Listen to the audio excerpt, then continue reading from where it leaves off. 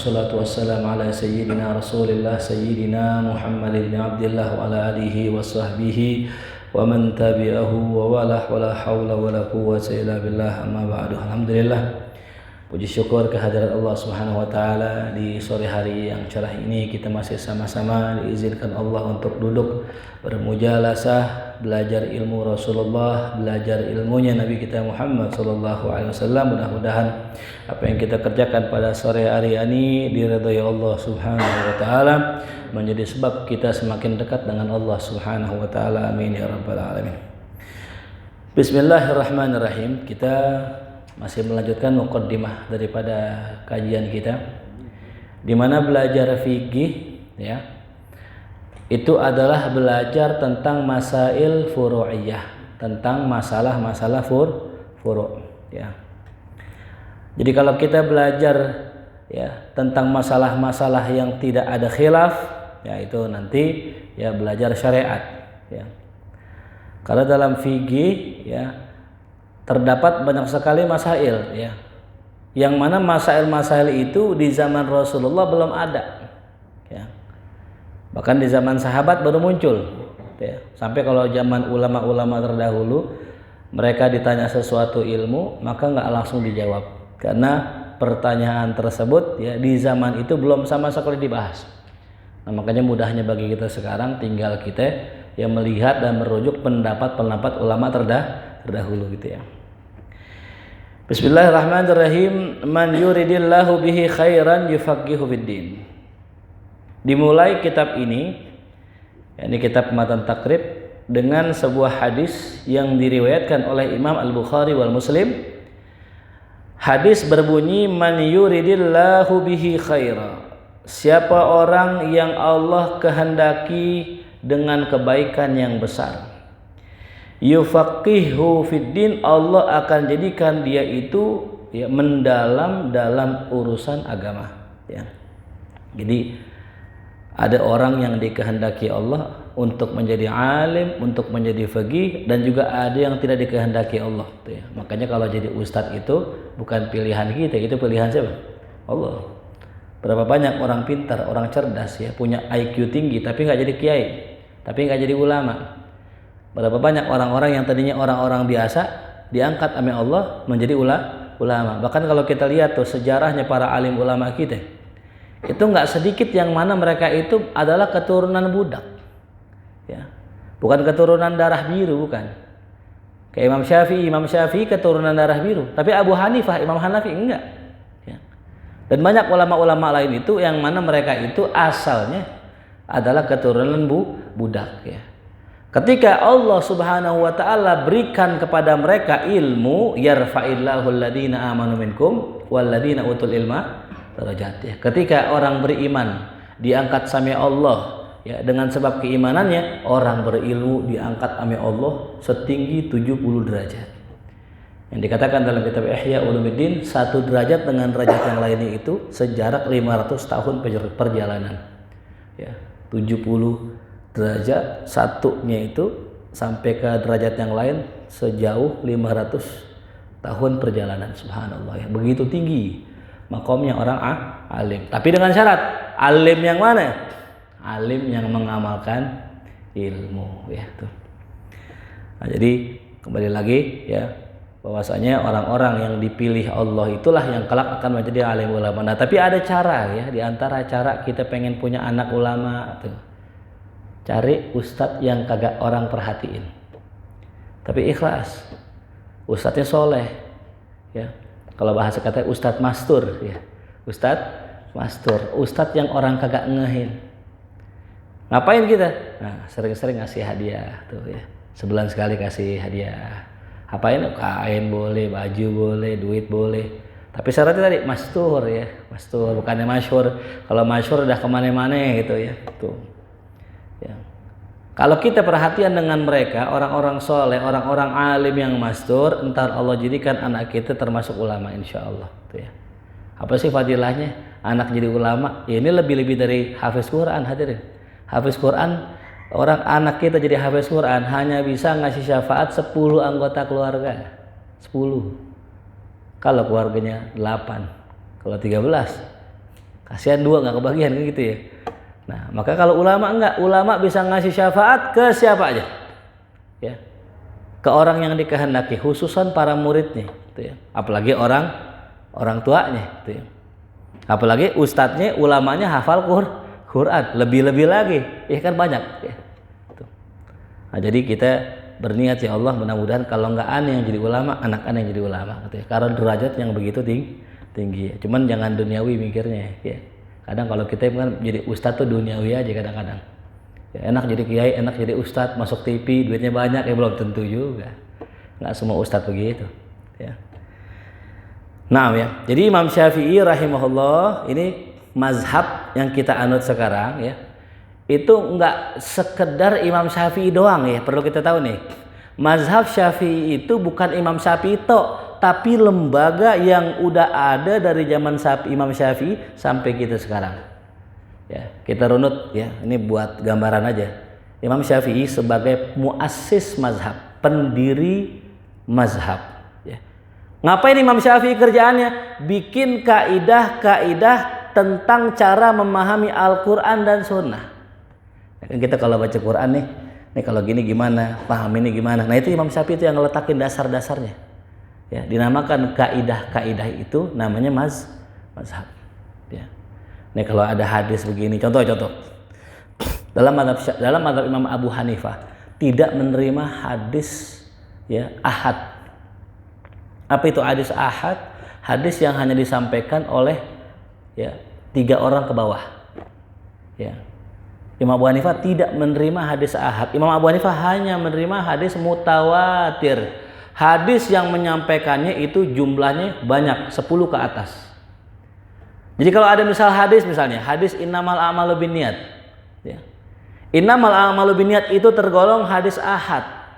Yang nyampaikannya itu hanya sedikit, nggak lebih dari 3. Dari Rasulullah, Rasul ke Sayyidina Umar ke salah seorang tabi'in. Itu satu doang. Setiap zaman satu orang. Nah, hadis yang semacam ini dicurigai kevalidannya karena cuma 1 orang. Maka Abu Hanifah nggak terima. Aneh yang diterima mutawatir, yang nyampein banyak, hadisnya populer, baru aneh pakai sebagai landasan hukum. Itu contohnya. Ya. Jadi Imam Syafi'i tidak menerima, Imam Abu Hanifah tidak menerima apa? Hadis ahad. Nerimanya hadis mutawatir. Tapi Imam Syafi'i nggak sembarangan nerima hadis ahad. Syaratnya ketika diterima harus diriwayatkan oleh seorang yang thiqah. Harus sahih hadisnya. Sahih itu syaratnya 5. Pertama, ittisalus sanad, bersambung sanadnya sampai Rasulullah. Yang kedua, yarwihi thiqah an mislihi, diriwayatkan oleh seorang thiqah dari orang yang thiqah pula. Yang ketiga, dhabit tam, sempurna hafalannya kuat. Ya kalau model kayak kita kayaknya lupa mulu ya. Utang lupa. Yang ketiga, yang keempat, tidak ada penyakit dalam hadis ya. Mafi'illah. Yang kelima, tidak ada kejanggalan dalam konten hadisnya. Jadi 5 syarat hadis dianggap sahih. Yang pertama, sanadnya bersambung. Yang kedua, yang menyampaikan terpercaya, jujur, nggak pernah bohong, hati maksiat nggak pernah. Yang ketiga, hafalannya kuat. Yang keempat, tidak ada penyakit. Yang kelima, tidak ada kejanggalan. Nah ini contoh ya hadis yang diterima Imam Syafi'i. Makanya kalau mau jadi ustadz beneran emang berat ya. Kalau jadi ustadan ya gampang, tinggal beli peci, beli sorban, beli imamah jadi tuh. Kalau mau belajar beneran itu berat, luar biasa hadirin. Belajarnya nggak gemen-gemen kalau kata bahasa guru saya. Imam Nawawi belajar sehari 12 kali, 12 majelis. Ya mau jadi ulama. Atau kita ada yang ngaji seminggu sekali jadi ustadz. Kayak ceritanya. Kok mustahil kecuali ustadz Iqra 1 sampai 6. Nah, baru bisa tuh gitu. Nah, ini Imam Syafi'i meletakkan pondasi. Imam kemudian punya murid Imam Syafi'i. Ini dia. Kenapa mazhab Syafi'i bisa berkembang sampai sekarang? Ada sebab hadirin. Kan mazhab itu zaman dulu itu banyak, bukan mazhab Syafi'i doang. Bisa puluhan, mungkin bahkan ratusan. Pokoknya setiap ulama yang mampu menggali hukum dari sumber aslinya, Quran Sunnah, langsung maka dia punya mazhab sendiri. Sekarang pertanyaannya, kita bisa nggak langsung pahamin Quran sama hadis sendiri? Nggak bisa. Bahasa Arab kita sejago apa ya? Mana amelak doang paling sama syukron. Ya. Imam Syafi'i punya murid hadirin, ya, namanya Imam Al-Buwaiti namanya, ya. Termasuk yang kedua Imam Al-Muzani, termasuk yang ketiga Imam Rabi bin Sulaiman, bahkan termasuk Imam Ahmad bin Hambal itu murid Imam Syafi'i. Cuman kebanget pinter nih murid, saking kebanget pinternya bikin mazhab sendiri. Nah, itu ya. Jadi kalau kita punya murid pinter, ya pinter banget, nggak ketolongan pinternya, jangan dikekepin. Suruh buka pesantren juga, biar kebaikan makin menyebar. Gitu ya. Ini Imam Syafi'i punya murid banyak. Nah, di antara murid-murid nyebarin mazhabnya. Nah, mungkin nih yang mazhab-mazhab lain muridnya dikit, ya, nggak sebanyak Imam Syafi'i. Bahkan kalau kita total tuh jumlah total ulama-ulama yang mengikuti mazhab Syafi'i lebih banyak. Tahu nggak Imam Bukhari? Pernah dengar Imam Bukhari? Ya, hadis Sahih Bukhari itu mazhab Syafi'i. Imam Bukhari mazhab Syafi'i, Imam Muslim pengarang Sahih Muslim mazhab Syafi'i, Imam Ibnu Katsir pengarang tafsir Ibnu Katsir mazhabnya Syafi'i, ya. Dan banyak lagi ulama-ulama termasuk Imam Nawawi pengarang Riyadhus Shalihin mazhabnya Syafi'i. Jadi begitu banyak ulama-ulama yang menganut mazhab Syafi'i. Pertanyaan kenapa? Kok bisa banyak yang mengikuti mazhab Syafi'i? Satu, pertama, Imam Syafi'i membukukan satu kaidah buku itu, kaidah hukum namanya Ar-Risalah. Ya.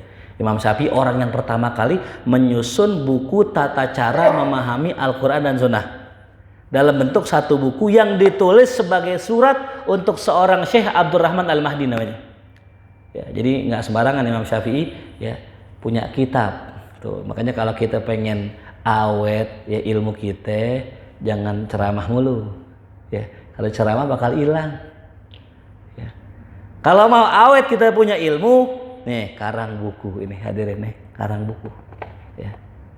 Makanya nih Imam ya Abu Suja ini kan udah lama meninggal, ratusan tahun meninggal, berapa abad meninggalnya, masih ada nggak kita bahas gak nih? Kenapa? Karena ditulis. Nah, ini Imam Syafi'i menulis satu buku namanya Ar-Risalah dan buku fikih yang bernama Al-Um, kitab induk. Ya. Nah, Imam Syafi'i mengarang kitab-kitab cukup banyak. Nah, yang kedua, muridnya lagi. Muridnya juga membantu menyebarkan karya Imam Syafi'i sehingga karyanya menyebar.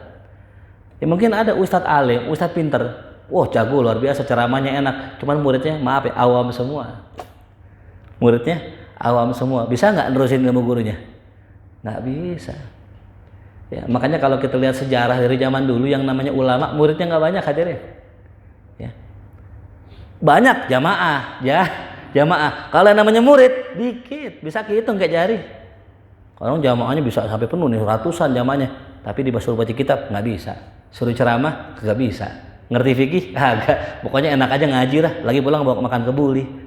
Namanya jamaah. Tapi kalau kita ngajar, punya satu murid. Nah ini murid benar-benar alim, pintar. Walaupun satu bisa nerusin ilmu gurunya. Ya makanya girang kita sebagai seorang guru kalau kita ngajar bisa menghasilkan murid yang bisa ngajar juga, itu girangnya luar biasa. Ini Imam Syafi'i. Sukses beliau. Punya murid dua, namanya Muzani dan Buwaiti. Ini dua orang alim luar biasa. Ada kisah Imam Syafi'i udah sakit begini, udah sakaratul maut. Imam Syafi'i panggil, ya Muzani, ya Buwaiti, ya Ibnu Abdul Hakam, ya Rabi bin Sulaiman. Ya Buwaiti, kata Imam Syafi'i, ente nanti akan dibelenggu dengan ikat besi di penjara. Imam Buwaiti, muridnya cerdas. Ya Muzani, engkau akan jadi ulama besar, tokoh besar. Ini dikasyaf nih sama Imam Syafi'i. Ya Ibnu Abdul Hakam, ente ya akan kembali ke mazhab orang tua ente, mazhab Maliki. Ya Rabi bin Sulaiman, ente akan menyebarkan ilmu saya ke seluruh penjuru dunia. Imam Syafi'i meninggal, terbukti itu satu-satu. Majelis Imam Syafi'i digantikan Imam Al-Buwaiti, murid yang paling pintar. Cuman karena saking pintarnya orang banyak yang dengki. Zaman itu terdapat fitnah pertanyaan Al-Quran makhluk atau bukan makhluk. Siapa yang mengatakan Al-Quran bukan makhluk masuk penjara. Imam Al-Buwaiti ditanya, Al-Quran makhluk apa bukan makhluk? Laisa bi makhluk, bukan makhluk, masuk penjara. Benar omongan Imam Syafi'i, terbukti omongannya, masuk penjara. Yang menggantikan Imam Al-Buwaiti atas perintah Imam Al-Buwaiti adalah Imam Al-Muzani. Naiklah Muzani jadi ulama terkenal. Terbukti gak omongannya? Terbukti. Yang ketiga, karena yang naik Muzani Ibnu Abdul Hakam cemburu. Ya, kenapa dia yang naik ngajar? Kenapa bukan aneh? Kan aneh pintar juga. Kecewalah dia, marahlah dia pulang ke mazhab orang tuanya, mazhab Maliki. Terbukti omongan Imam Syafi'i. Dan yang keempat, si Robi bin Sulaiman emang karena tugasnya bukan ngajar-ngajar, akhirnya bilang apa itu? Nulis kitab. Ya, orang kan kalau nggak ngajar ngapain kerjaannya? Nulis. Makanya kata Kiai Gontor, kalau seandainya saya punya murid tinggal satu, saya ajarin walaupun satu. Tapi kalau udah nggak ada yang ngaji sama aneh akan tulis buku. Nah, gitu. Ya. Imam Rabi bin Sulaiman nulis buku karangan Imam Syafi'i yang pernah didengar dulu dari gurunya. Nah, sampailah tuh mazhab Imam Syafi'i tersebar. Nah, di tahun 200 ya, itulah kerjaannya ulama-ulama atau murid-muridnya Imam Syafi'i. Sampai tahun ke-300 Hijriah mulailah mazhab Syafi'i menyebar. Dibawa oleh banyak ulama, di antaranya Imam Al-Juwaini, yaitu gurunya Imam Ghazali. Imam Haramain, gurunya Imam Ghazali. Itu Imam Haramain punya murid namanya Imam Al-Ghazali. Ternyata si murid ini lebih terkenal, lebih cerdas, lebih luar biasa daripada gurunya. Sampai kata gurunya bilang ke Imam Ghazali, "Ya Ghazali, jangan kuburin aneh belum meninggal." Maksudnya apa? Kepopuleran Imam Ghazali melebihi gurunya, sampai gurunya ketutupan sama muridnya tuh gitu ya. Jadi ada model muridnya pinteran, lebih pinter dari gurunya. Imam Ghazali itu berkiprah di abad ke-400 Hijriah. Sampai tahun 505 Hijriah Imam Ghazali meninggal. Diteruskan oleh seorang ulama besar yang bernama Imam Rafi'i. Ya, Imam Rafi'i ini menulis satu kitab ya, syarah dari kitab Imam Ghazali yang tipis, ditebal jadi musim, namanya Al-Muharrar. Al-Muharrar tebalnya segini, itu membahas tentang masalah yang belum pernah dibahas Imam Ghazali. Jadi kerjaan ulama gitu. Di zaman dulu nggak dibahas, sekarang dibahas. Terus berkembang, jadi tebal kitabnya. Ya. Makanya fikih itu terus berkembang. Ada yang bilang pintu ijtihad udah ketutup, belum, masih terus kebuka. Yang mau bahas fikih silakan ya. Imam Rafi'i di zaman 500 Hijriah sampai 600 meninggal, digantikan oleh Imam Nawawi. Nah, Imam Nawawi ini orang canggih ini. Ya, tidurnya ketiduran doang. Kalau kita kan tiduran niat ya, pakai bismikallahumma. Kalau Imam Nawawi nggak pakai bismikallahumma, orang kagak niat tidur ketiduran. Masya Allah ya. Yang kedua, puasa tiap hari, namanya puasa dahar. Bukan puasa makan ya, puasa dahar. Puasa tiap hari kecuali 5 hari. Nggak tidur kecuali ketiduran. Nggak kawin gara-gara takut nanti waktunya habis buat urusan masalah nafkah. Tuh. Imam Nawawi. Canggihnya gimana? Imam Nawawi mengumpulkan semua pendapat dari zaman Imam Syafi'i sampai zaman beliau, dikumpulin semua mazhab, pendapat-pendapatnya. Ditakhrij namanya. Dari zaman Imam Syafi'i sampai zaman ini, dalam masalah ini terbagi 3 pendapat. Contohnya masalah kunut. Imam Nawawi, kalau bahasa kita apa ya namanya? Nyisir ya, dari zaman Imam Syafi'i sampai zaman Imam Nawawi, ternyata kunut dalam mazhab Syafi'i terbagi 3 pendapat. Dari semua ulama 3 doang. Nah, ini kerja Imam Nawawi nih. Yang pertama, angkat tangan dan usap muka. Jadi kalau orang kunut, angkat tangan. Allahumma hdina fiman hadait. Wa sallallahu ala sayyidina Muhammadin nabiyil ummi wa ala alihi wa sahbihi wasallam. Usap muka. Ada gak? Kita usap muka gak? Enggak. Nah. Yang kedua, pendapat kedua, ulama angkat tangan, enggak ngusap muka. Nah, itu yang kita amalin tuh ya. Kita amalin yang kedua. Yang ketiga kata Imam Nawawi dalam kitab Al-Adhkar ya, enggak ngangkat tangan, enggak ngusap muka tuh ya. Nah, itu 3 pendapat ditemukan Imam Nawawi dalam satu mazhab Syafi'i doang. Ya. Jadi jangan salah ya. Imam Nawawi tadi nyisir tuh dari zaman Imam Syafi'i sampai zaman beliau itu cuma 3 pendapatnya. Nah, dicari yang paling kuat yang mana? Nah, itu Imam Nawawi. Namanya mujtahid tarjih. Beliau yang mengunggulkan pendapat-pendapat dalam mazhab Syafi'i. Tuh. Sering kita contoh kita angkat tangan misalnya. Angkat tangan yang lebih kuat yang mana? Yang ini apa yang ini? Imam Nawawi kerjaannya itu. Ya. Nah, sampai ada salah seorang ulama yang nggak kunut padahal mazhab Syafi'i. Ini kan belum pernah kita dengar kan? Ustadz mazhab Syafi'i kagak kunut. Kenapa? Imam Syafi'i yang mempelopori kunut. Gitu.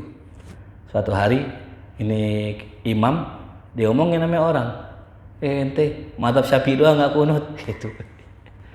Tapi subhanallah, yang namanya ulama gerak-geriknya pasti dengan ilmu, ada landasan hukumnya, nggak sembarangan ulama. Kemudian ya, orang ini yang tadi nggak pakai kunut mimpi berjumpa Imam Syafi'i. Imam Syafi'i di mimpinya pun mempertanyakan, kenapa ente ngaku bermazhab dengan mazhab Syafi'i tapi tidak mau kunut? Ente mau nentang aneh gitu, kata Imam Syafi'i di mimpinya nih.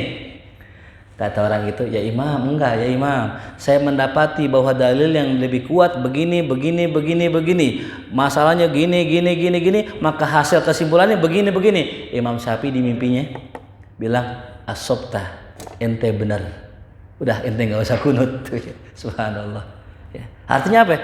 Dalam mazhab Syafi'i aja banyak perbedaan pendapat. Jadi kita jangan bicara mazhab yang 4 dulu dah. Kita bicara satu mazhab Syafi'i, di situ juga sudah banyak pendapatnya gitu ya. Jadi dikumpulkan Imam Nawawi dalam satu kitab namanya Majmu'. Namanya apa? Majmu' Sugin itu boleh.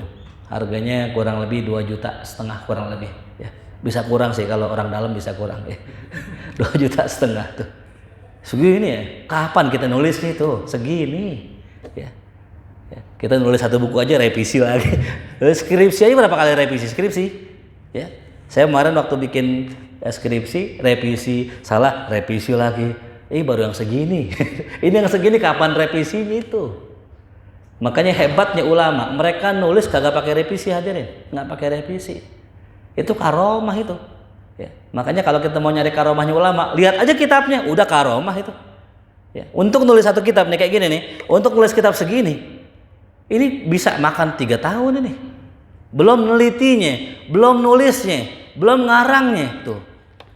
Sampai ulama ada yang saking banget giatnya nulis kitab, sampai kalau lagi nulis kitab dia lapar, disuruh saudaranya nyuapin dia. Dia nggak mau tuh berhenti nulis. Tolong suapin, aku lagi nulis nih. Disuapin tuh makan tuh, subhanallah tuh. Saking nggak mau berhenti apa tuh nulis. Imam Nawawi meninggal kurang lebih 45 tahun usianya. Tapi kata ulama, karya Imam Nawawi melebihi batas usianya. Kalau Imam Nawawi dihitung umurnya dari 0 sampai 45, itu terhitung Imam Nawawi tiap hari nulis 8 lembar. Itu kalau nulisnya dari 0 tahun. Pertanyaannya, kapan Imam Nawawi ngarang kitab? Mungkin usia dewasa, 20 mungkin. Itu kalau kita kurangin tadi ya, 20 berarti Imam Nawawi berapa tahun hidupnya? Cuman 25 tahun. 25 tahun bisa ngasilin karya begitu luar biasa. Itu namanya keberkahan waktu. Saking Imam Nawawi ngarang kitab, ya saking sungguh-sungguhnya, suatu malam lampunya mati. Lagi nulis lampunya mati. Dia berdoa sama Allah, ya Allah ini mati, saya pengen nulis. Allah jadikan tangannya bercahaya.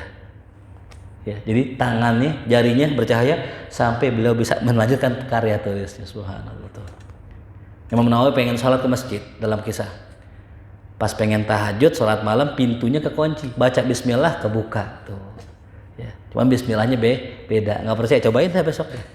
Kita kunci di kamar mandi gitu. Baca bismillah, udah bismillah, Al-Fatihah, Al-Baqarah, nggak buka juga itu. Karena beda ya. Jadi bukan bacaannya sebenarnya, yang sebenarnya hati. Makanya saya kurang begitu ya demen lah gitu. Orang nih ngajarin, nih kalau mau rezeki bacaannya ini. Mau rezeki bacaan kan banyak ya. Kalau kita hitung amalan buat rezeki mungkin ada kali 100. Yang juru baca ini ayat apa? Ayat 1000 dinar lah. Ada yang bilang surat ini, surat itu.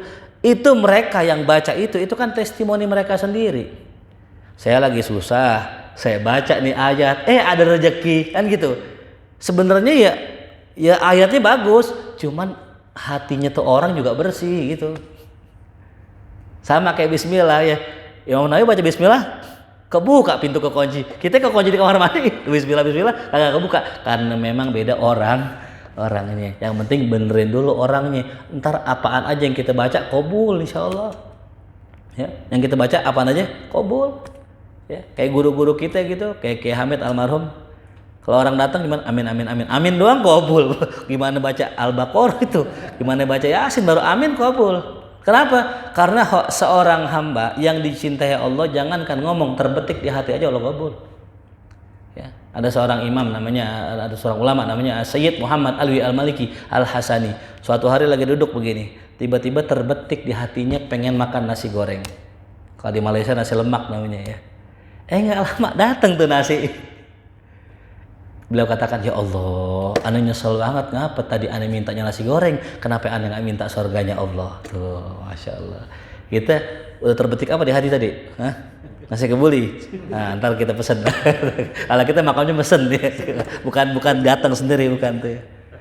Nah itu Imam Nawawi hadirin. Imam Nawawi wali min auliyaillah, berkhidmah untuk mazhab Syafi'i. Emang Imam Nawawi nggak bisa bikin mazhab sendiri? Bisa. Imam Nawawi, Imam Ghazali bisa bikin mazhab sendiri. Cuman beliau itu adab dengan orang-orang terdahulu. Tuh, ya. Kayak contoh lah kita di kampung nih misalnya. Di kampung ini udah ada tradisi. Datanglah ustadz baru, bisa nggak dibikin tradisi baru? Bisa, cuman karena kita menghormati tradisi yang lama kita nggak bikin. Tuh, udah terusin aja yang bagus, gitu. Imam Nawawi yang begitu pinter, yang begitu cerdas, yang nggak bikin mazhab, tapi meneruskan perjuangannya Imam Syafi'i, ilmu terusin tuh sampai Imam Nawawi meninggal. Diteruskanlah di era selanjutnya, ya di zaman Al Imam Ibnu Hajar Al Asqalani, pengarang Syarah Fathul Bari. Ya, itu ulama yang alim juga, nggak jauh dari kita tuh. Diteruskan lagi diteruskan oleh Al Imam bukan Imam Nawawi, bukan Imam Ibnu Hajar. Imam Nawawi, Imam Ar-Razi ya, bukan Ar-Razi Hasim Ustaz. Ini Ustaz YouTube tuh. Ar-Razi, Fakhruddin Ar-Razi. Ya, setelah beliau diteruskan oleh Asy-Syaikh ya Abdul Wahab Asy-Sya'rani. Diteruskan lagi oleh Imam As-Suyuti. Diteruskan lagi oleh Imam Haddad, terkenal dengan Habib Abdullah bin Alwi. Itu namanya Mujaddid ke abad ke-10. Tadi baca ratib gak tadi? Nah, baik.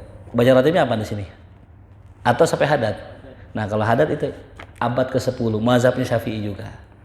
Diteruskan oleh siapa lagi? Al-Imam Ibnu Hajar Al-Asqalani, Ibnu Hajar Al-Haytami, muridnya lagi Imam Astagfirullahaladzim. Ya, sampailah ke ulama yang namanya Asy-Syaikh Ahmad Zaini Dahlan. Ya, ini kalau lengkap-lengkap wajar ya. Enaknya pakai whiteboard soal ini. Asy-Syaikh Ahmad Zaini Dahlan ini adalah gurunya para guru. Mbah Hasyim Asy'ari berguru pada beliau. Ya, termasuk Muhammad Dahlan, Kiai Haji Muhammad Dahlan Muhammadiyah. Itu kan Muhammad itu namanya bukan itu, namanya Muhammad Darwish namanya. Kenapa yang namanya Dahlan? Kila ada yang mengatakan ngambil itu Syekh Ahmad Zaini Dahlan. Gitu. Itu di Mekah tahun 1800-an. Itu zaman itu. Nah, setelah itu diteruskanlah oleh murid-muridnya termasuk Habib Utsman Al-Batawi, Mufti Betawi. Habib Utsman punya murid namanya Habib Ali Kuitang. Habib Ali Kuitang punya murid namanya Kiai Utsman Syarif ya. Kayak Usman Syarif punya murid ya antum ini Ustadz Ijal nih, tuh Masya Allah nih begini-gini muridnya kayak Usman ini, Masya Allah tuh, walaupun ngaji jarang kan, nyambung musasal nih, sanatnya Syekh Ijal Gumilang tuh, iya ada runtutannya, belajar nggak sembarangan sama kayak Usman belajar dengan Habib Ali belajar dengan Habib Utsman dan seterusnya sampai Rasulullah nyambung itu, ya, itu namanya sanad. Nah itulah kira-kira perjalanan ilmu fikih. Itu saya kasih sejarah biar paham ya. Nah sehingga ya para alim ulama dari zaman ke zaman, masa ke masa mereka membuat kitab-kitab. Nah di antara kitab yang terkenal nih kitab Matan Ghoyah wa Taqrib ya. Di awal pembahasan beliau membahas tentang bab thaharah. Nah bab thaharah. Bismillahirrahmanirrahim. Kita fikih sebenarnya kita belajar fikih itu kalau mau kuliah itu biasanya ada 5 SKS ya. Cuman 5 intinya fikih itu 5. Ya. Yang pertama bab ibadah ya. Ibadah ya. Apa sih ibadah cakupannya? Ya wudu, toharoh, mandi, masalah haid, masalah sholat, masalah zakat, masalah puasa, masalah haji. Itu cakupan ibadah. Nggak banyak ibadah itu. Yang kedua, fikih membahas masalah muamalat. Ini masalah dagang, masalah pinjam meminjam, titip menitip, sewa menyewa, gade dan sebagainya. Yang ketiga masalah munakahat pernikahan, masalah nikah, akad nikah, walimah, resepsi, termasuk masalah talak, termasuk masalah cerai, masalah waris, masuk ke bab pernikahan. Yang keempat, bab jinayat, hukum kriminal. Ya, ada potong tangan, ada rajam, ada had dan sebagainya. Yang kelima, masalah jihad. Ya, tentang bagaimana Nah, itulah 5 ya yang akan kita bahas dalam kitab ini. Biar kelar gitu, biar enak ya. Kalau kita ngaji ini kapan sih kelarnya? Kapan sih kelarnya itu? 5 udah, intinya 5 belajar fikih. Ya gitu. Ya, 5. Kalau tasawuf intinya 2. Yang lebih enak lagi, cuma 2. Apa intinya? Belajar tentang akhlak yang terpuji, ya, sabar, syukur, qanaah, redho, belajar tentang akhlak yang tercela. Tuh, itu doang intinya. Jadi kalau kita belajarnya, saran guru saya dulu, pelajari globalnya dulu. Jadi kalau kita udah tahu globalnya, kita udah tahu mesti kemana. Entar tinggal tambah-nambahin doang gitu. Nah, ini yang pertama tentang masalah kitabut thaharah, pembahasan masalah thaharah. Ya, dalam bahasa Arab bersih itu ada 2. Yang pertama namanya thaharah, yang kedua namanya nazafah. Apa yang pertama? Thaharah, yang kedua. Nah, di dalam ya makalah yang sudah terkenal tuh, ya an-nazafatu minal iman. Kebersihan sebagian dari iman. Itu bukan hadis. Itu bukan hadis. Itu karangan ulama. An-nazafah minal iman. Yang hadis adalah at-tuhur syatrul iman. Itu hadis baru, ya. Hadis riwayat Imam Muslim, sahih hadisnya. At-tuhur atau at-tuhur syatrul iman. Nah, terus bedanya apa Ustaz? Tohur sama nazofah, toharoh sama nazofah. Bedanya yang pertama, kalau nazofah kebersihan badan, zohir, lahir kita itu ya. Kalau apa? Kalau tohur kebersihan hati itu ya. Makanya ketika kita dibahas tuh tohur syatrul iman, ya, kesucian. Nah, bahasnya apa tuh? Kesucian itu lebih dekat maknanya kepada apa tuh? Batin. Ya. Makanya kalau orang berwudu gitu, itu secara zohir mungkin kelihatannya biasa-biasa aja, ya. Kan gini, gampang gini, ente kentut misalnya, kita kentut, yang dibasuh pantatnya apa mukanya? Mukanya kan, cebok kak kalau kita kentut? Enggak kan gitu. Kenapa? Karena yang dihilangkan hadas. Hadas itu kira-kira ya sesuatu yang nampak apa yang nggak nampak? Nggak nampak. Orang yang belum mandi junub sama yang udah kelihatan nggak? Nggak kelihatan, nggak ada yang tahu. Ya. Orang yang haid sama yang nggak haid kelihatan nggak? Nggak kelihatan. Makanya itu tahur itu bukan hanya membersihkan zohir, tapi juga batin. Lebih dalam maknanya. Bisa 2 makna tuh. Kalau toharoh bisa suci zohir dan suci batin. Tapi kalau nazofah itu lebih dekat ke makna zohir doang. Tuh ya. Makanya kitabut toharoh bukan kitabun nazofah tuh ya. Karena wudu dan sebagainya bukan hanya bersihkan lahir, tapi juga membersihkan apa? Batin tuh ya. Bahkan ada ulama tuh ya, amalannya wudu aja tuh ya. Siapa tuh? Sahabat Rasul yang amalannya wudu.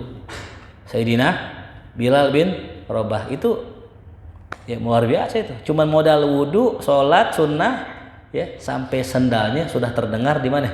Di surga tuh ya. Antum boleh tuh, pokoknya aneh tahajud mah sekedarnya aja, atau enggak juga nggak apa-apa orang sunnah. Tapi aneh punya gacuan, aneh dawamul wudu. Tuh. Antum nggak duha, nggak apa-apa. Aneh maunya dawam wudu. Sampai meninggal antum dawam wudu, insya Allah min ahli jannah. Bahkan dalam riwayatnya siapa yang meninggal dalam kondisi wudu maka matinya mata syahidah. Matinya mati apa? Syahid. Perang kagak, berjuang kagak, cuma modal apa tuh? Wudu. Berat itu. Pernah nyobain? Hah? Cobain dah sekali-kali. Udah wudu batal. Lagi di mobil lagi. Ya. Lagi di mobil batal kan, nggak sengaja. Udah bentar, turun dulu. Aneh mau turun, mau wudu. Ada keran nggak? Nggak ada. Beli aqua.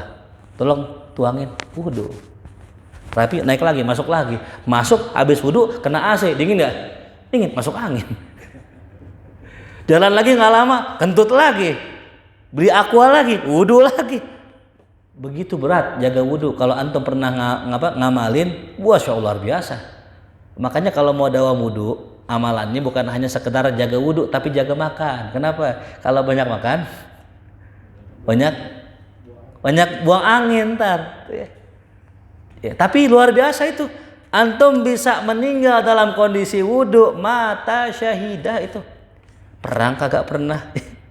Matinya syahid. Kenapa? Memang susah jaga wudu itu. Nggak percaya cobain dah. Kita ketemu minggu depan nih. Cobain dah. Jaga wudu selama seminggu nih. Sampai minggu depan. Ya, kali-kali mati itu. Kali-kali mati. Matinya syahid loh ya. Matinya syahid. Lah nikmat itu. Ya, itu. Ya. Ada salah seorang sahabat namanya Khalid bin Walid. Namanya siapa? Khalid bin Walid. Ini jagoannya Rasulullah. Ya. Bukan hanya jagoan, cerdas, panglima, sampai dinamakan sama Rasulullah apa? Saifullah al-Maslul, pedang Allah yang terhunus. Tapi yang unik, perang di mana aja. Udah badan isinya apa tuh? Udah jahitan mulu, luka mulu, udah bukan 1, 2, 3, ratusan. Tapi nggak pernah mati dalam medan peperangan. Ketika di akhir hayatnya itu Khalid bin Walid sakit. Ya, sakit di mana? Di rumah, di kasur, dia nangis, ya Allah. Udah banyak luka yang saya dapatkan, perang yang saya laksanakan, tapi saya nggak juga mati syahid di medan perperangan. Saya malu ame Allah, masa mati kayak aki-aki sakit gitu maksudnya. Tapi subhanallah, Habib Umar berkata, nih menukil perkataan ulama. Apa kata beliau? Ada hikmah kenapa Khalid bin Walid nggak meninggal dalam kondisi medan perang. Dia meninggal di rumah sakit. Kenapa? Kalau seandainya Khalid bin Walid meninggal dalam kondisi perang, Rasul telah menggelarinya pedang Allah yang terhunus. Nanti kalau meninggal lagi perang, kata orang pedang Allah udah patah katanya gitu. Biar itu gelar kagak terbantahkan, kagak terkalahkan, maka Allah sengaja matikan dia di mana? Di rumah. Tetap itu pedang Allahnya masih apa tuh? Terhunus, belum dipatahkan namanya orang kafir tuh. Subhanallah. Ada hikmah di situ. Ya. Nabi udah namain pedang yang terhunus, masa matinya di medan perang? Berarti patah dong pedangnya. Nah, gitu. Biar jangan sampai terdengar omongan kayak gitu. Allah matikan ketika apa tuh? Lagi tidur itu. Nah, itu mati syahid juga sama. Ya. Tuh. Jadi kalau kita pengen mati syahid bukan hanya perang juga, nih jaga wudu. Tuh, simpelnya gitu. Ada salah seorang ulama ya namanya Syekh ya Abdul Hasan Syazili. Ini luar biasa tokoh sufi. Kedatangan anak muda pengen belajar kimia. Apa kata beliau? Ya, ente dawamkan wudu. Ya, dawamkan wudu. Selama setahun wudu, selesai wudu sholat sunnah 2 rakaat. Wah, bukan diajarin ilmu malah disuruh apa tuh? Wudu. Siap guru, laksanakan. Udah. Pokoknya dia sebelum diajarin ilmu kimia, dia wudu aja dulu. Wudu, habis batal, wudu, sholat. Batal lagi, wudu, sholat sampai setahun. Pas setahun ketika dia ngambil air buat wudu, didapatkan itu ember yang diambilnya itu yang dikereknya itu isinya emas semua. Dia kaget, astagfirullah, emas ini dilempar lagi itu emas. Kalau kita emas apa itu? Kita ambil, kita jual. Satu, menandakan nih orang zuhud. Ya, belajar zuhud lewat wudu itu. Kalau nggak zuhud nggak diambil, kalau nggak zuhud pasti diambil. Yang kedua, datang ke Syekh, saya mengalami kejadian yang luar biasa. Tadi pas saya ngambil air, airnya berubah menjadi emas. Apa maksudnya itu? Ente sudah menguasai ilmu kimia. Karena kan ilmu kimia kan merubah benda senyawa menjadi senyawa lain. Betul? Ya. Zat parat menjadi cair, kan gitu. Campur ini jadi ini. Ente udah bisa ngerubah air menjadi apa tuh? Emas. Berarti ente udah lebih alim daripada aneh ilmu kimianya. Udah bisa ngerubah emas. Subhanallah. Ya. Orang kalau mau bikin emas gimana? Diproses dulu, ini nggak perlu, cuman dia apa tuh jadi emas tuh. Wasilahnya cuma apa tuh? Wudu. Makanya jangan sembarang nih masalah wudu ini. Ilmunya para wali ilmu wudu, gitu. Sampai ada orang yang menjadikan ilmu wudu itu ilmu silat, dibikin tuh gerakan silat dari gerakan wudu, ya kan? Orang begini. Itu ada, cari di Google lah, ada itu ilmu silat gerakan wudu kan gitu. Ya tuh, masya Allah luar biasa tuh. Nah ini bab yang pertama dibahas ketika membahas masalah toharoh adalah bab air. Ini sangat penting nih. Mungkin sebagian jamaah pernah ngalamin gini, kita kencing, ceboknya pakai air di bak. Itu bisa jadi kencing kita nggak sah ceboknya. Ya. Karena di antara syarat orang cebok adalah menggunakan air mutlak, air suci kesucikan. Kalau ada orang wudhu di ember, di atas ember, di keran, di bawahnya ember, habis wudhu kan embernya mustamal tuh. Itu nggak boleh buat apa? Buat cebok. Ya. Nah kebanyakan orang kagak ngerti nih. Ya, dia cebok-cebok aja. Pakai air apaan aja nggak bisa. Ini ada cara-caranya. Nah air yang diperbolehkan digunakan untuk berwudhu ada 7 di sini ya. Al-miyahu allati yajuzu tathiru biha sab'u miyahin. Yang pertama ma'us sama, ya, air yang turun dari mana? Dari langit. Kenapa kok air yang turun dari langit nomor 1? Karena Allah sendiri ya yang mengatakan wa yunazzilu 'alaikum minas sama'i ma'an liyutahhirakum bih. Dan Allah lah yang menurunkan buat kalian dari langit air. Untuk apa dia? Liyutahhirakum bihi, agar kalian bisa menggunakannya untuk bersuci. Jadi kalau air yang turun dari langit udah pasti itu dari siapa? Allah. Nggak ada subhatnya ya. Kalau air di bumi masih ada subhatnya ya. Sampai ada salah seorang ulama namanya Ibrahim bin Adham. Suatu hari beliau itu ke Mekah, kan kalau orang ke Mekah pengen minum apa? Air Zam-Zam. Dia nggak minum, ditanya sama ulama, kok ente nggak minum?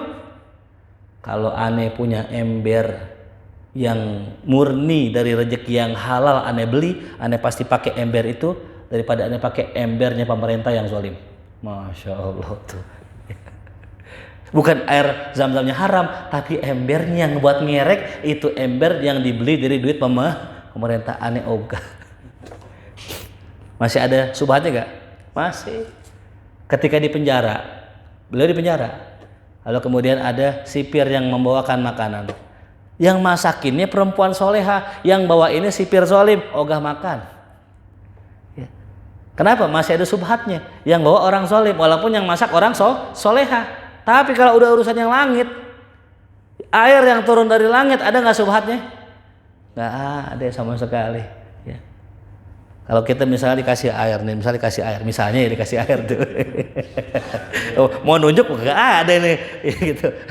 Mau kan contohnya kan aqua gitu kan ya. Ini kan bisa jadi ada subhatnya. Tapi kalau air yang langsung dari langit, nggak ada subhatnya. Ya, ada salah seorang ulama gitu, dia pengen makan takut subhat, dia pengen minum takut subhat. Air dia ngapain? Nungguin hujan. Pas hujan dimangap dia. Ya. Makanya nomor 1 yang dibahas dalam kitab ini air yang kagak ada subhatnya, air mana? Air langit.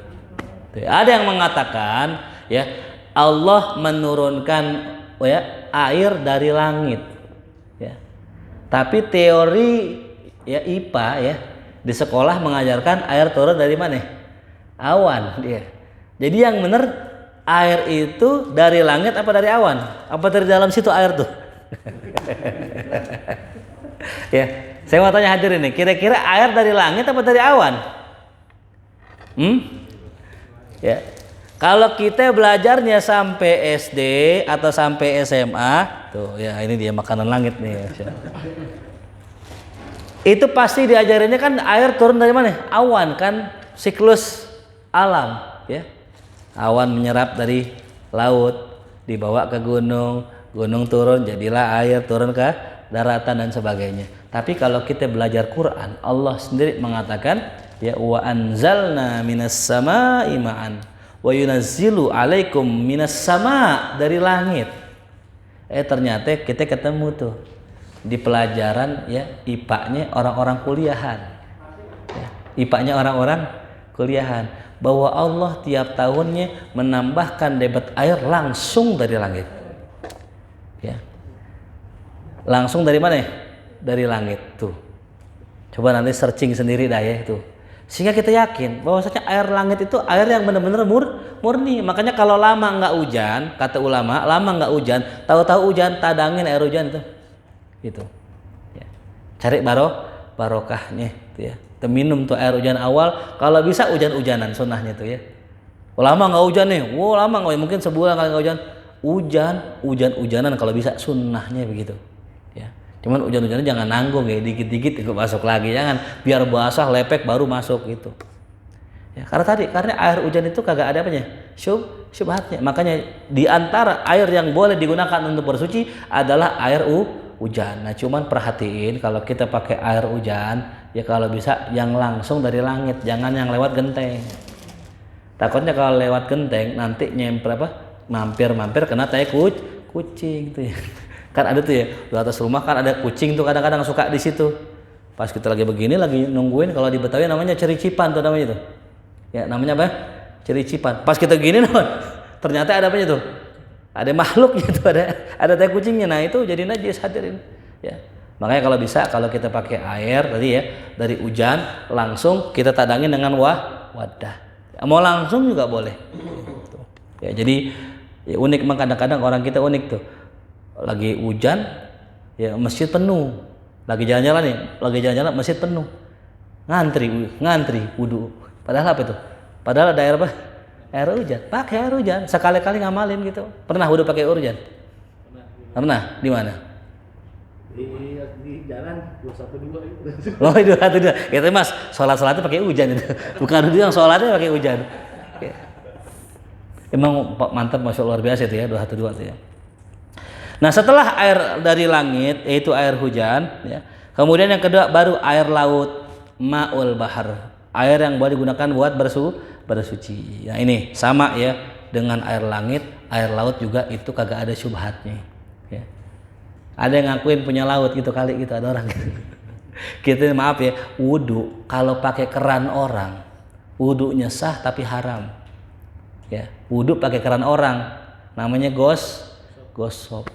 Bagus gak? Ya bagus wudunya, tapi air orang, kudu minta izin dulu. Ada subhatnya nggak? Ada. Tapi kalau kita di laut, ada gak yang ngakuin laut punya dia? Gak ada kali gitu katanya Bang Ijal bapaknya gitu, ini laut ini punya aneh nih, gak ada. Ini warisan Konggulu di sini loh, kagak ada orang yang diwarisin laut, kagak ada. Maka orang yang ngambil ikan di laut halal gak? Mancing di laut halal gak? Tapi mancing di ngempang orang halal gak? Nggak halal kalau nggak izin. Tuh. Ya, paham ya? Jadi selain langit apa tadi, air yang tanpa syubhat, air apa? Laut. Tuh ya. Begitu luar biasa. Cuman dalam mazhab Abu Hanifah ini mazhab Imam Hanafi, dia punya murid 2 kurang lebih yang paling menonjol. Yang pertama Abu Yusuf, ya, yang kedua Muhammad bin Hasan Syaibani. Nah, yang kedua ini gurunya Imam Syafi'i. Ya. Nah, ini Abu Yusuf kalau kita ceritakan sedikit, dia ini orang miskin. Ngaji dengan Abu Hanifah. Karena orang miskin, kata bapak emaknya, Sup, bahasa gitu deh. Lu jangan ngaji muda, kapan kayanya gitu. Ngaji mulu, kapan kayanya. Lu mending kerja dah nyari duit. Kata bapaknya. Imam Abu Hanifah perhatian betul sama murid. Ya, tahu beliau omongan itu denger sampai ke kupingnya. Apa kata Imam Abu Hanifah? Yusuf, ya, Abu Yusuf ya, mungkin namanya ane lupa siapa itu namanya. Ente jangan khawatir masalah duit, tiap bulan ane gaji, ente ngaji sama ane. Masya Allah, itu ya. Yang ngasih duit siapa? Gurunya, bukan muridnya. Gurunya yang ngasih gaji. Ente jangan khawatir masalah duit, ane gaji ente. Tuh. Lapor kemana, mak ya, ane ngaji sama Abu Hanifah dibagi duit. Udah lo ngaji saudara. Nah itu ya. Ini pelajaran penting ya. Nggak mesti murid yang ngeluarin duit buat guru, kadang guru ngeluarin duit buat. Kenapa? Kok Imam Abu Hanifah perhatian betul dengan beliau karena cerdas ini anak, gitu. Cerdas. Gitu. Ya kita jangan sok-sokan ngikutin Abu Yusuf ya. Ustadz, aneh dong yang dikasih duit sama antum kan ke Abu Yusuf. Abu Yusuf pinter. Alim, calon penerus Imam Abu Hanifah tuh ya. Nah, Abu Yusuf mengatakan, kata beliau, ya makruh wudu menggunakan air laut. Ya, makruh berwudu menggunakan air laut. Ya. Jadi dari 4 madhab, cuman Abu Yusuf yang mengatakan makruh. Ya. 1 dijelaskan oleh Asy-Syaikh Abdullah Syarani karena senyawa air laut beda dengan air tawar. Kita nih kalau mandi pakai air tawar, seger gak? Seger. Ya, apalagi air gunung, apalagi mata air. Ya. Tapi kalau mandi pakai air laut, seger gak? Lengket. Ya, pernah nyobain mandi pakai air laut gitu? Menyengaja gitu? Nggak pasti, nggak pernah kan? Udah habis berenang di laut aja kita mandi lagi kan? Orang lemes habis berhubungan disunahkan apa itu? Kalau mau nambah lagi apa? Wudu. Apa? Mandi air laut. Kalau ini berarti di laut ini. Nih sunnah orang kalau berhubungan berjima terus dia itu misalnya pengen melanjutkan lagi disunahkan apa? Wudu. Kenapa wudu? Biar seger. Coba wudunya pakai air laut. Ya, seger gak? Enggak. Maka senyawa air laut beda dengan senyawa air tawar. Maka jangan disamain begitu kata Abu Yusuf. Ya. Yang kedua air. Ini tumbuhan kita siram pakai air tawar, tumbuh gak? Kita siram pakai air laut, tumbuh gak? Kagak tumbuh air laut.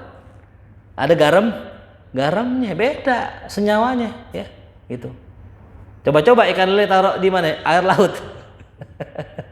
Nggak perlu pakein garam lagi tuh deh. Tinggal langsung apa tuh? Goreng tuh. Nah, jadi menurut beliau katanya nggak boleh tuh, nggak bisa. Itu kata beliau ya. Asumsinya ulama ya ada sebuah dalil yang membolehkan orang itu wudhu pakai air laut. Satu hadis aja. Cuman nih satu hadis direkam betul sampai ulama sampai diulang-ulang. Apa itu? Ketika sahabat sedang mengarungi lautan, dia naik perahu, tiba-tiba airnya habis. Ada sih buat minum doang. Kalau aneh minum, aneh buat wudhu nih air nih, aneh nggak minum. Tapi ada air laut. Aneh belum pernah sekalipun denger Nabi bahas tentang laut. Nah, akhirnya dia berijtihad. Ah boleh kali itu. Di wudhu di air laut. Rapi sholat. Sampai ke tempat tujuan, pulang ke Madinah nanya Nabi, ya Nabi, ya Rasulullah, saya kemarin habis lewatin laut, saya nggak ada air ya Rasul. Akhirnya saya wudhu pakai air laut, boleh nggak wudhu pakai air laut? Gitu. Kata Nabi, nah, huwa tohuru ma'uhu, dia yaitu air laut, suci airnya, halal bangkainya. Ya. Nah dari hadis inilah yang menjadi dalil air laut boleh buat wudhu meskipun senyawanya berbeda dengan air tawar. Ini hadis ini yang bolehin. Nah kata ulama mungkin Abu Yusuf kagak nyampe nih hadis tentang air laut ini. Mungkin dia nggak kan Abu Yusuf kan di Baghdad. Rasul di mana? Madinah. Jauh nggak Baghdad sama kita Irak? Jauh. Ya, jauh sekali itu. Nah makanya ada asumsi kata ulama mungkin Abu Yusuf nggak pernah baca nih hadis. Kalau pernah baca nih hadis pasti tahu hukumnya wudhu dengan air laut. Atau mungkin sampai cuman perawinya lemah sehingga nggak dipakai itu hadis, dibuang. Tuh. Ya karena memang hanya inilah hadis yang bicara tentang masalah air laut gitu. Ya. Nggak ada hadis-hadis yang ini hadis ini dah gitu. Nah, jadi ada dua air yang bisa digunakan untuk wudhu. Yang pertama air apa? Langit, yang kedua air apa? Laut. Nah ada yang nanya, Ustadz kalau air AC boleh nggak buat wudhu? Gitu ya. Ulama mengklasifikasikan air itu dua sebenarnya kan 7 dibagi dua sama ulama. Yang pertama yang turun dari langit, yang kedua yang keluar dari bumi. Apa yang turun dari langit? Air hujan. Apa yang ada di bumi? Air laut. Nah, tadi termasuk air laut. Nah, kalau air AC kira-kira boleh nggak buat wudhu? Itu pertanyaannya ya. Bersih gak dia? Bersih. Ya, sejuk gak? Sejuk. Ada yang pernah coba kali mungkin? Diminum kali. Nah itu. Iya, takwil turun dari atas sama dari atas. Enggak, itu mah hukum gravitasi namanya ya. Nah, jadi kata ulama gini. Kalau definisi air mutlak tadi apa saja yang turun dari langit dan keluar dari bumi itu air mutlak, maka air AC nggak termasuk. Karena air AC tidak turun dari langit, tidak keluar dari bumi. Jadi yang wudhu pakai air AC tidak sah. Tapi ada yang mengatakan begini hadirin, ya, itu kan udara, ya apa? Udara yang dirubah, ya, sehingga jadi apa? Jadi air. Udara dari mana asalnya? Dari langit gitu. Jadi masih ada yang bolehin juga dengan asumsi tadi ya. Air AC dari mana? Dari udara. Udara dari mana? Dari langit tuh. Gitu. Ya. Tapi yang lebih kuat tadi ya, nggak boleh gitu ya. Masih ada air keran, ngapa sih pakai air AC gitu ya? Kecuali emang udah nggak ada lagi mungkin air, udah dah pakai air AC, silakan mengikuti pendapat yang membolehkan gitu ya. Nah sampai sini pembahasan kita, masih ada beberapa poin lagi kita lanjutkan insyaallah pekan depan. Wallahu a'lam bishawab. Baik, ada yang mau nanya silakan. Foto. Kelas jam.